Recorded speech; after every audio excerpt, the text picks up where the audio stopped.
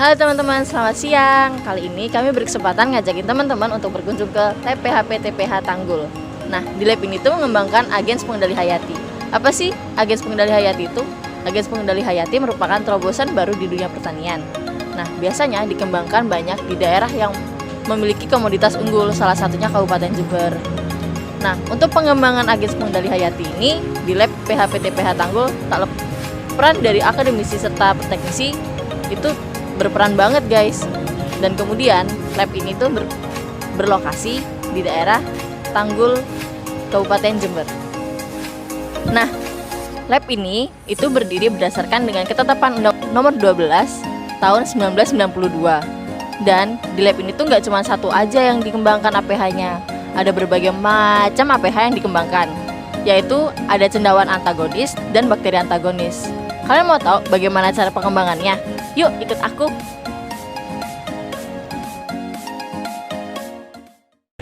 Terima kasih. Ini Pak, untuk pengembangan APH di sekitar di lab laboratorium Tanggul ini, itu cakupannya kemana saja Pak? Ya, terima kasih Des. Bahwa laboratorium Tanggul Jember ini wilayahnya 4 kabupaten: Bondowoso, Situbondo, Jember, dan Banyuwangi. Jadi cakupannya ya di 4 kabupaten itu.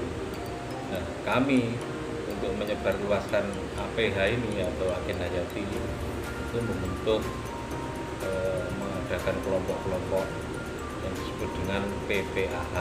PPAH itu singkatan dari Pos Pelayanan Agen Hayati. APH apa saja Pak yang dikembangkan di lab ini? Untuk sementara APH dari APH itu atau agen hayati itu dikelompokkan menjadi 4. Yang pertama parasitoid, yang kedua predator, yang ketiga entomopatogen, yang keempat adalah agen antagonis. Yang kami kembangkan ini dari entomopatogen golongan jamur itu adalah Biophilia bassiana, kemudian Metarhizium, ya, kemudian Lecanicilium lecanii. Ini yang dari golongan jamur. Kemudian dari golongan bakteri, entomopatogen yang golongan bakteri itu adalah Serratia atau bakteri merah. Ini itu sementara yang dari golongan entomopatogen. Tapi dari golongan agen antagonis, ya, agen antagonis. Nah, tadi agen antagonis ini dari golongan bakteri itu kami sudah mengembangkan Painibacillus polymexa. Painibacillus polymexa ini untuk mengendalikan antara lain penyakit belas pada tanaman padi, yang dari patogennya yang disebut dengan Viricularia, ya, Viricularia. Kemudian bisa untuk mengendalikan Xanthomonas atau penyakit BLB, hawar dan bakteri, yang disebut kata petani itu kresek gitu ya. Itu dari golongan antagonis, agen antagonis dari golongan bakteri. Dari golongan jamur, agen antagonisnya yang kami kembangkan ini adalah Trichoderma. Pertama Trichoderma dari golongan jamur ya, dan Gliopladium. Trichodermanya ini sebagai contoh isolatnya seperti ini. Isolatnya seperti ini ya. Bisa dilihat isolat dari jamur Trichoderma. Nah, PPAH yang kami bentuk itu semua kami ajari yang apa yang kami punya, ya, apa yang kami punya. Tujuan kami adalah agar PPAH itu berdaya terhadap biopestisidanya. Jadi agar pestisida mereka tidak beli, tapi membuat sendiri. Ya. Karena apa? Karena dengan membuat sendiri, cost-nya itu semakin rendah. Jadi tahu bahwa harga gabah Indonesia itu 2 kali lipat harganya dibanding negara tetangga seperti Vietnam. Mengapa? Karena kosnya terlalu tinggi. Pestisida kimia mahal, pupuk mahal, kebutuhan pupuk semakin banyak, ya kan? Kebutuhan pupuk semakin lama itu semakin banyak. Padahal kalau petani pupuk itu hanya sekitar 30% yang diserap oleh tanaman. Hai guys, mau tahu nggak sih alat bahan apa aja yang dibutuhin dalam proses pembuatan APH itu? Alat dan bahan. Alat dan bahan yang digunakan untuk perbanyakan ini tergantung media apa yang akan digunakan. Jadi perbanyakan APH itu bisa dengan ada dua cara, bisa menggunakan media padat, ya, media padat dan media cair. Nah, media padat seperti ini nanti kita bisa mengembangkan dengan media padat yang bahannya hanya beras jagung. Beras jagung, dengan beras jagung aja cukup. Nah, ini. Tapi kalau dengan media cair itu yang bahan-bahan yang dibutuhkan adalah EKG, ekstrak kentang gula. Nah, ini bisa dianu. Nah, ini bahan-bahannya Mas ya. Bahannya untuk media padat, nanti bisa dicatat dianu nanti perbandingannya ada ini semua. Yang anu nanti saya cetakkan yang untuk media cair, nanti saya kira padat aja. Ini untuk, dan ini sangat mudah. Perbanyakan APH ini sangat mudah, murah, terus bahan-bahannya mudah didapat, sehingga para petani ini bisa membuat sendiri.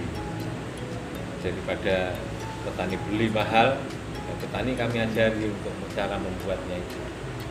Kami punya prinsip, petani jangan beli, petani harus buat sendiri, gitu. Ya, kami ingin petani adalah agar petani mandiri semuanya, bahkan dimulai dari mandiri benih, mandiri pestisida, mandiri pupuk. Nah, itu tadi untuk mengurangi kos tadi, biaya yang sangat tinggi, sehingga produk kita murah pun petani bisa untung kalau biayanya rendah. Nah, untuk sementara ini petani untung itu kalau harga tinggi, ya. Tapi ketika harga rendah, petani rugi. Nah, yang kami inginkan, kami dorong adalah petani tidak tergantung pada harga. Harga berapapun petani harus untung. Nah, dengan cara apa? Salah satunya adalah dengan mandiri tadi itu, mandiri benih, mandiri pestisida seperti ini. APH ini kan mandiri pestisida, mandiri pupuk itu bisa dengan menggunakan mol, POC dan sebagainya, bisa buat sendiri dan sebagainya kan. Ya, mandiri pupuk, mandiri apalagi hormon juga bisa petani buat sendiri. Ya, dengan demikian kita bisa bersaing dengan negara lain. Lalu kapan lagi kalau tidak sekarang? Sudah bertahun-tahun petani sebagai objek yang dirugikan. Ada lagi pertanyaan? Nah, untuk langkah-langkah prosesnya, kalian ada yang kepo nggak? Dari bahan-bahan ini ya, bahan-bahan coba dilihat. Dari jagung ini kita rendam, itu ada ya. Jagung ini kita rendam semalam. Kemudian beras jagung ya kita rendam semalam, kemudian kita tiriskan itu bisa apa ya, kita keringkan ya biar tuntas airnya, kemudian kita masukkan ke dalam kantong plastik itu, kemudian kita sterilisasi. Setelah masuk kantong plastik kita sterilisasi, kemudian selama 90 menit, itu lama ya, selama 90 menit. Kemudian setelah dingin, kita menunggu dingin medianya itu, kemudian kita inokulasi dengan jamur trichoderma ini yang sudah menyerupai isolat ini. Nah ini bisa sampai 5 kilo beras jagung ini. Selain sebagai biopestisida, kenapa sih kita perlu mengaplikasikan APH itu ke lahan? Yang terpenting ini adalah seperti trichoderma dan agen antagonis yang lain. Yang paling penting adalah sebagai pembenah tanah. Karena mengapa? Tanah kita sedang sakit. Sakitnya adalah sakit kronis.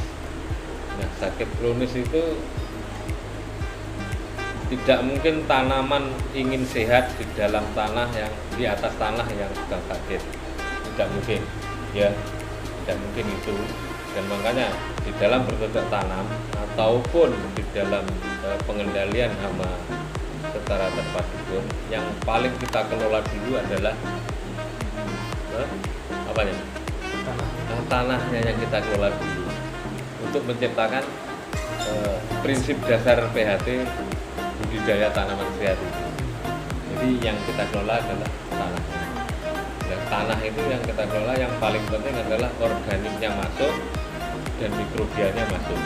Karena seperti di atas bahwa yang memasak pupuk itu adalah para mikrobia. Bahkan saya punya jargon, buatlah tanah sebagai pabrik pupuk, pabrik pestisida, dan pabrik hormon. Jadi tanahlah sebagai pabrik dan pupuk, pabrik hormon, dan pabrik pestisida. Ini sudah lengkap sebenarnya. Kalau tanahnya sehat sebenarnya sudah lengkap. Dalam pembuatan proses APH itu kira-kira butuh waktu berapa lama ya? Ini biasanya membutuhkan waktu berapa lama, Kak? Dari inokulasi, ya, setelah tadi itu baik cair maupun padat. Ya, kalau cair di media sana nanti bisa dilihat ya, yang di galon-galon itu. Dari pertama inokulasi itu membutuhkan waktu 2 minggu, 14 hari. Nah ini 14 hari nanti seperti ini kan jamur ini ya, ini dari sini ya, ini baru nanti penuh. Ini satu, iya ini kan awalnya kan kuning ya. Nah ini nanti baru penuh bila sudah berumur sekitar 14 hari. Tadi kan udah ngomongin cara prosesnya nih. Nah, untuk kendalanya sendiri bagaimana ya? Kendala pembuatan itu yang pertama adalah yang pertama kali yang harus diketahui, isolat harus bagus. Isolat. Karena intinya pusatnya adalah di sini. Isolat ini harus bagus yang pertama. Yang kedua adalah sterilisasi. Harus steril. Sterilisasi. Steril itu steril ruangan, steril alat, ya, dan steril manusianya. Ya, ruangannya bersteril. Kalau alat-alatnya tidak steril juga akan terjadi kontak. Keduanya ini steril, manusianya tidak steril juga akan kontak. Apalagi kalau banyak dari satu ruangan bergantian dan sebagainya, banyak orang dan sebagainya ya, itu saya pastikan kontamnya sangat tinggi. Nah, kalian kepikiran gak sih atau bertanya-tanya tentang gimana mekanisme antagonisme dari APH itu sendiri? Mekanisme ya antagonis ini daripada apa? Trigo ya. Trigo. Oke.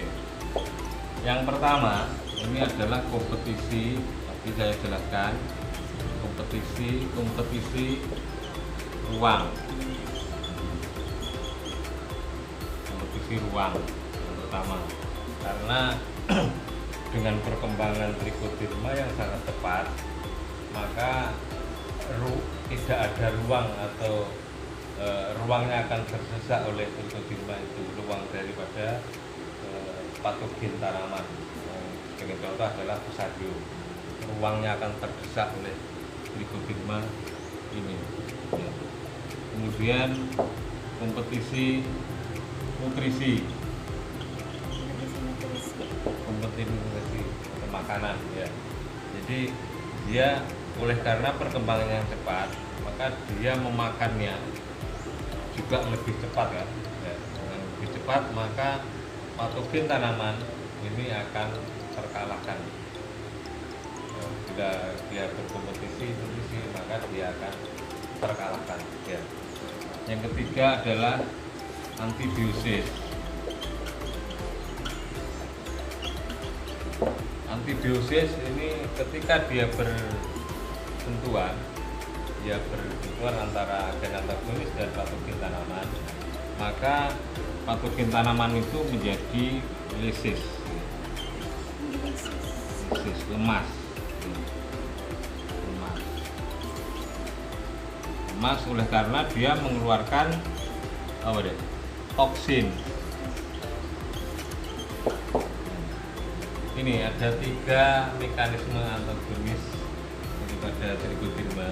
Yang pertama adalah kompetisi ruang. Ini kami bicara secara umum. Kemudian kompetisi nutrisi, kemudian antibiosis. Antibiosis itu tadi menjadikan patogen tanaman apabila bersentuhan sudah ketemu maka dia menjadi lisis, lemas, dan karena mengeluarkan toksin. Nah teman-teman, udah pada tahu kan apa aja sih yang dikembangin di lab PHP TPH Tanggul? Sekian dari kami, sampai jumpa.